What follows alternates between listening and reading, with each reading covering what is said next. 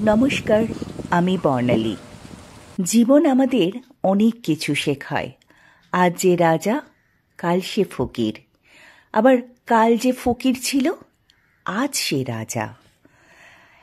বলিউডে একজন সুদর্শন অভিনেতা, যার রূপ, প্রতিভা ও অসাধারণ অভিনয়ের মাধ্যমে বলিউডে স্বর্ণযুগে জায়গা করে নিয়েছিলেন তিনি।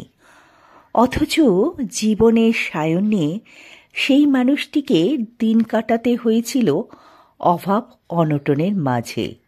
সম্পূর্ণ বিনা চিকিৎসায় না খেয়ে মারা গিয়েছিলেন তিনি। হ্যাঁ, আমি বলিউডে সুপারস্টার ভরতভূষণের জীবনের কিছু অজানা গল্প আপনাদের সঙ্গে শেয়ার করতে চলেছি। ভরতভূষণ জন্ম 1920 সালের 18 জুন ভারতের উত্তরপ্রদেশের মিরাটে। বাবা একজন আইনজীবী ছিলেন, যথেষ্ট নামকরা। তিনিও চেয়েছিলেন তার ছেলে যেন পড়াশোনা করে তারই প্রফেশনে যোগ দেন। কিন্তু ছোট থেকেই ছেলে ঠিক অন্য রকমের ছিল। পড়াশোনায় তার একেবারেই মনোযোগ ছিল না। তিনি পড়ার ফাঁকেই অভিনয়ের প্রতি তার ছিল দারুণ ঝোঁক। স্কুল পালিয়ে পড়ার টিউশনি কামাই করে সে সিনেমা থিয়েটারে যেত। এই জন্য সে যখন বাড়ি ফিরে আসত, বাবার হাতে উত্তম মধ্যম প্রহারও খেত। কিন্তু তাতেও সে একটুও শুধরায়নি। 1941 সালে চিত্রাঙ্গদা সিনেমার মাধ্যমে প্রথম বলিউডে অভিষেক হয় তার। কিন্তু সফলতার শিখরে ওঠেন 1952 সালে বেজু বাবরা সিনেমার মুক্তি পাওয়ার পর। তিনি রাতারাতি সুপারস্টার হয়ে ওঠেন। এই সিনেমায় বেজু চরিত্রে তার আবেগপ্রবণ অভিনয় দর্শকদের মুগ্ধ করে। এরপর তিনি মির্জা গালিব 1954, তাজমহল 1963, বরসাত কি এক রাত 1960 এর মতন কালেজয়ী সিনেমায় কাজ করেন।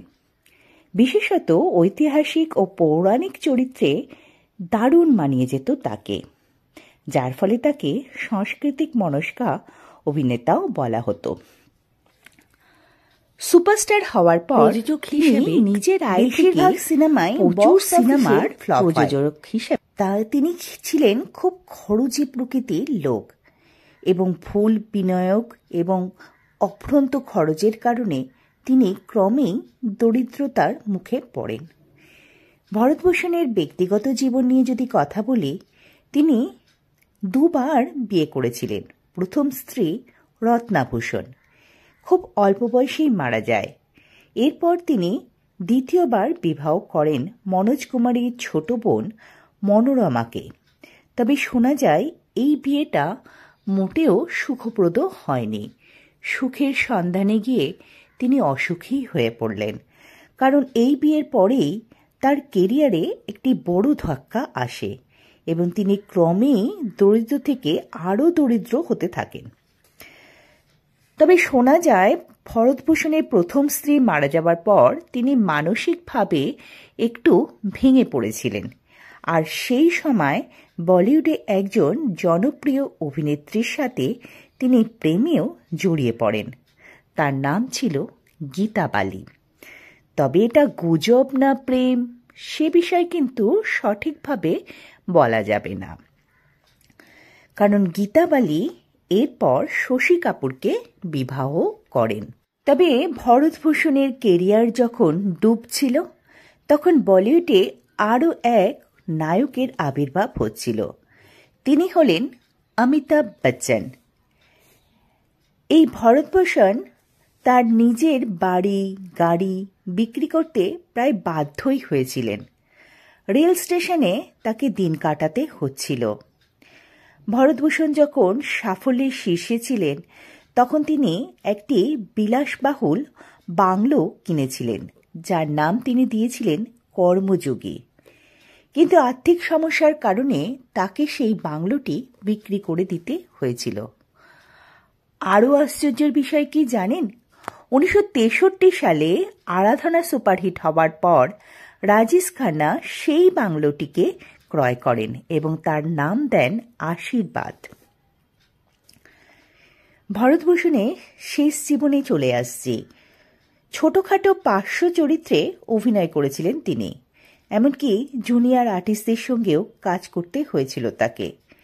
তিনি যখন অভিনয় জগতে আরও ভালোভাবে ফিরে আসতে চাইছিলেন, কিন্তু নতুন প্রজন্মের পরিচালকরা তাকে আর সুযোগ দিতে চাইল না। এক সময় বলিউডের রাজা সম্পূর্ণ একাকী। আশ্চর্যের বিষয় এই যে এমন বেশ কিছু সিনেমা আছে যেখানে তিনি জুনিয়র আর্টিস্ট হিসেবে কাজ করেছেন এবং প্রধান চরিত্রে অভিনয় করেছেন অমিতাভ বচ্চন। সিনেমা থেকে বাদ পড়ে যাবার কারণে তিনি পেটের সন্ধানে অর্থাৎ খাদ্যের সন্ধানে একজন ছোট্ট লাইব্রেরিতে গিয়ে কাজ করতে আরম্ভ করলেন। সুপারস্টার লাইব্রেরিয়ান হয়ে গেল।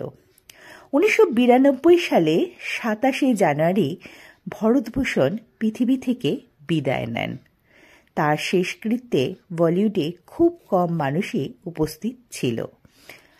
ভরতভূষণের জীবন থেকে একটা শিক্ষা তো আমরা পাই, ভবিষ্যতের জন্য পরিকল্পনা করা কতটা গুরুত্বপূর্ণ। আপনাদের কি মনে হয় বলিউডে প্রবীণ তারকাদের প্রতি আরও বেশি যত্নশীল হওয়া উচিত না? কিংবা ভরতভূষণের মতন সুপারস্টারদের কি ভবিষ্যৎ পরিকল্পনা করা উচিত ছিল না? কমেন্ট করে জানাবেন। সুস্থ থাকবেন, ভালো